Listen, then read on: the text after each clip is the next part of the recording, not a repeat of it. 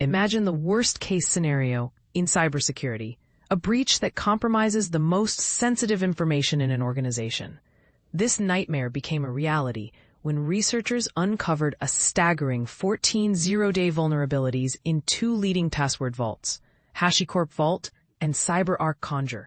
These vulnerabilities, discovered at Black Hat USA 2025, have sent shockwaves through the cybersecurity community. But here's where it gets controversial. While these vulnerabilities are alarming, they also highlight the critical importance of secret management platforms and the need for continuous vigilance in protecting them. Secret management platforms, often referred to as vaults, are the digital equivalents of a fortress's iron doors. They safeguard an enterprise's most valuable secrets, including passwords, certificates, encryption keys, and API keys. These vaults are the backbone of an organization's cybersecurity infrastructure. Shahar-Tal, CEO and co-founder of Cyata, which discovered the issues, emphasizes its critical infrastructure. He adds, "You'd need to replace every single secret in your organization. An attacker can ransomware your entire vault and take every secret hostage. Aside from accessing everything, they could literally compromise everything in your network." At Black Hat USA 2025, Tal and his team revealed 14 previously unknown vulnerabilities in HashiCorp Vault and CyberArk Conjur.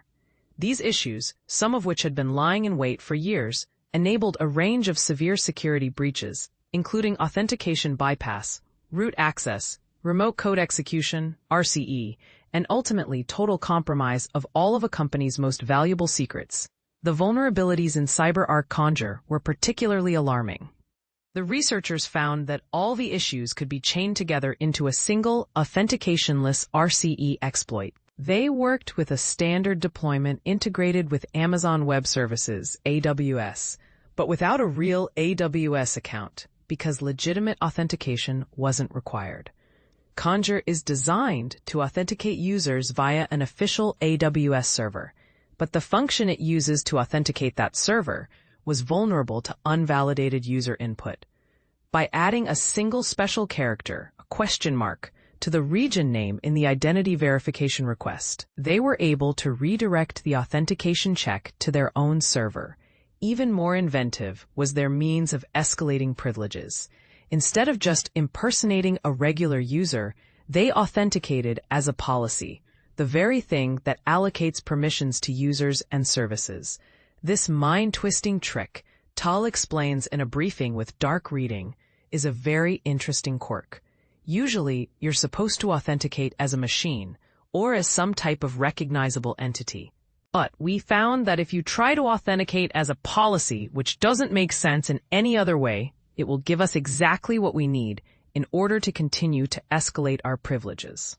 The other major breakthrough came when the researchers found that Conjur's 2-year-old Policy Factory feature allows templates to contain embedded Ruby ERB code, which runs when the template is used. They use this as their vehicle to load and run arbitrary malicious code. In all, the Conjur vulnerabilities earned Common Vulnerability Scoring System (CVSS) ratings ranging from critical 9.1s, those enabling the initial authentication bypass, to a moderate 6.0. HashiCorp Vault's 9 vulnerabilities, meanwhile, could have been variously combined to achieve the same outcome. 2 allowed attackers to sneakily determine valid usernames. 2 allowed them to bypass authentication lockouts during brute force attacks.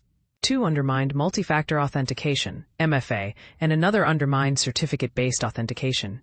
1 allowed for escalating from admin to root privileges, and the last enabled RCE.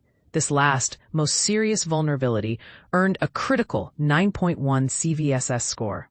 Most of the others earned medium severity scores between 5.3 and 6.8. In a statement sent to Dark Reading via email, HashiCorp wrote that it has patched all 9 vulnerabilities, and that every issue was triaged, validated, and resolved with coordinated patch releases for the community, HCP, and enterprise versions of Vault. Anyone running a version of Vault with an identified vulnerability should upgrade to the latest version of Vault, where those issues are resolved. CyberArk 2 confirmed the details of its fixes, writing in a statement that we added validations and restrictions to ensure that IAM authentication requests only go to the expected servers and only include the necessary headers.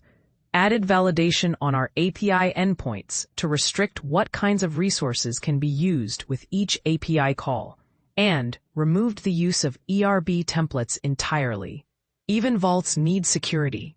The point of these findings, Tal says, it is not that enterprise vaults are problematic. Secret management is a good thing. You just have to account for when things go badly.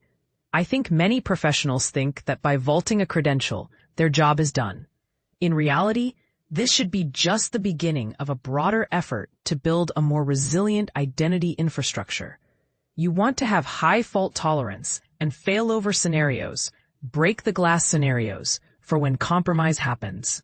There are Gartner-guides on how to do that. There's a whole market for identity and access management IAM-integrators, which sells these types of preparing for doomsday solutions, he notes. It might ring unsatisfying, a bandage for a deeper-rooted problem.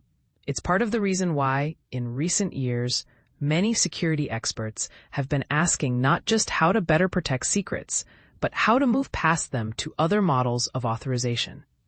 I know there are going to be static secrets for a while, but they're fading away, Tal says. We should be managing users rather than secrets. We should be contextualizing behaviors, evaluating the kinds of identities and machines of users that are performing actions, and then making decisions based on their behavior, not just what secrets they hold. I think that secrets are not a bad thing for now, but eventually we're going to move to the next generation of identity infrastructure. And this is the part most people miss. The future of cybersecurity might not be about protecting secrets at all, but about understanding and managing the behaviors and identities that interact with those secrets. What do you think? Are we on the cusp of a new era in cybersecurity, or are secrets here to stay? Let us know your thoughts in the comments below.